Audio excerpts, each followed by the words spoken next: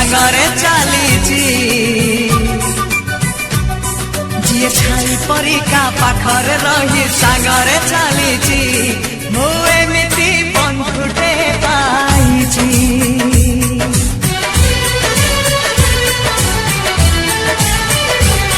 जी छाई परिका पाखरे रही सांगरे चलीची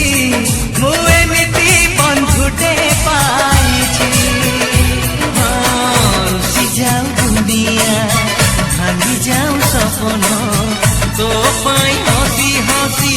देई पारे जीवन जी भाई परिका दुखरे कांदी सुखरे हसीची मु एमिति बंधुटे पाइची मु एमिति बंधुटे पाइची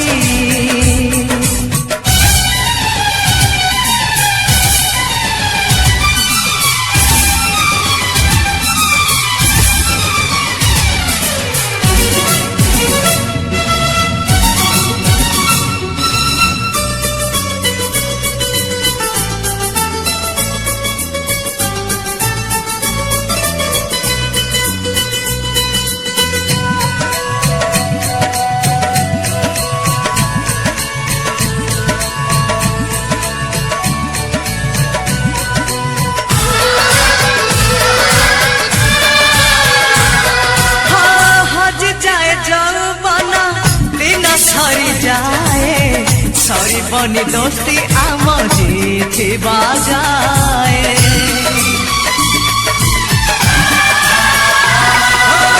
तोते जदि मारे केही मते हुए कष्ट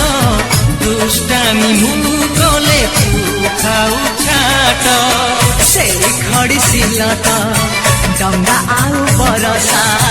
पिला दिन बेला से माँ हाथ बरसा जी कंटा से जगू फूल से जरे बदली देची